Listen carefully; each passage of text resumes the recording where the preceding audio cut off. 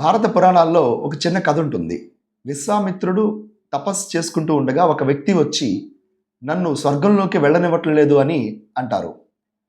అప్పుడు విశ్వామిత్రుడు ఏకంగా ఒక ప్రత్యేకమైన స్వర్గాన్ని ఏర్పాటు చేస్తారు. దాన్ని త్రిశంకు స్వర్గం అని పిలుస్తూ ఉంటారు. నేనేమంటున్నాను అంటే సరిగ్గా ఇలాంటిదే అంతర్జాతీయ వ్యవహారాలు కూడా జరుగుతుంది. మనం ఐక్యరాజ్య సమితి చూసుకున్నా, లేదా ప్రపంచ బ్యాంకు చూసుకున్నా, లేదు ఇంటర్నేషనల్ మానిటరీ ఫండ్ చూసుకున్నా, ఇవన్నీ కూడా దాదాపుగా పాశ్చాత్య లేదా వెస్ట్రన్ దేశాల యొక్క డామినేషన్లో ఉంటున్నాయి కూడా ప్రస్తుతానికి. అయితే ఈ వ్యవహారాలన్నీ కూడా మిగతా దేశాలకు, అంటే ఇప్పుడిప్పుడే ఎదుగుతున్న దేశాలు కానీ, లేదా ఆర్థికంగా ప్రస్తుతం బలోపేతం అవుతున్న దేశాలు కానీ, ఇవన్నీ కూడా వాళ్ళు చెప్పిన విధంగా మనం నడుచుకోవాలి. సో ఇప్పుడు ఎలా అయితే విశ్వామిత్రుడు త్రిశంకు స్వర్గం క్రియేట్ చేశాడో, అలా కొన్ని ఆర్థికంగా బలపడుతున్న దేశాలు కనుక ఒక కూటమిగా ఏర్పడితే, ఆ కూటమి ప్రపంచ ఆర్థిక వ్యవస్థలో ఒక ఆల్టర్నేటివ్ని లేదా ప్రత్యామ్నాయాన్ని తీసుకొస్తుందని చెప్పి ఒక ఇంటర్నేషనల్ ఎకనామిక్ ఇన్స్టిట్యూట్ సంబంధించిన చైర్మన్, గోల్డ్మెన్ సాచెస్ సంబంధించిన చైర్మన్ అయిన అప్పటి చైర్మన్ అయిన జిమ్ ఓ నెయిల్ ఒక ఆర్టికల్ రాశారు. ఆ ఆర్టికల్ పేరు బిల్డింగ్ బెటర్ గ్లోబల్ ఎకనామిక్స్. ఈ ఆర్టికల్ని పబ్లిష్ చేసిన తర్వాత చాలా దేశాల్లో ఈ డిస్కషన్స్ మొదలయ్యాయి.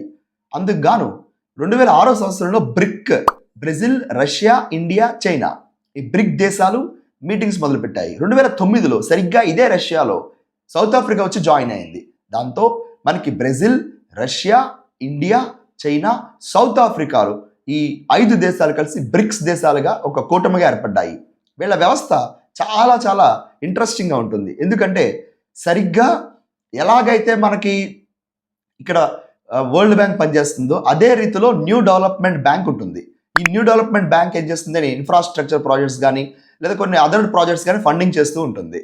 ఇక్కడ మనకి ఎలాగైతే ఇంటర్నేషనల్ మానిటరీ ఫండ్ ప్రపంచంలో ఎవరైతే అంతర్జాతీయ ఈ కరెన్సీస్లో ఇబ్బంది పడుతున్నారో వాళ్ళకి లోన్స్ ఎలా ఇస్తుందో, అదే విధంగా బ్రిక్స్ కంటెంజెన్సీ రిజర్వ్ అరేంజ్మెంట్ అని ఒకటి తయారు చేసుకున్నారు. అలాగే బ్రిక్స్ పేమెంట్ ఒకటి క్రియేట్ చేసుకున్నారు. ఇలాగా ప్రతి అంతర్జాతీయ వ్యవస్థకు సమానంగా మరొక వ్యవస్థని తయారు చేస్తున్నారు వీళ్ళందరూ కూడా. అయితే వీళ్ళేమి మంచివాళ్ళు కాదని, వీళ్ళంతా యాంటీ డెమోక్రసీని, డిక్టేటర్స్ అని చెప్పి కొన్ని ఫారిన్ యూనివర్సిటీస్లో ఆర్టికల్స్ పబ్లిష్ చేస్తూ ఉంటారు. ఏది ఏమైనప్పటికీ కూడా బ్రిక్స్ ఒక పవర్ఫుల్ బ్లాక్గా ఎదుగుతుంది.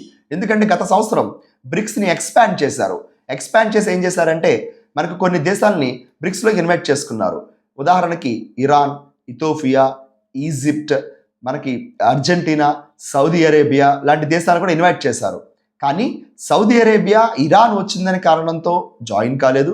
అర్జెంటీనా చైనా యొక్క ఆర్థిక వ్యవస్థ మా దేశానికి కొంతవరకు విరుద్ధంగా ఉంటుందని చెప్పి నమ్మి వాళ్ళు కూడా దూరంగా ఉండిపోయారు.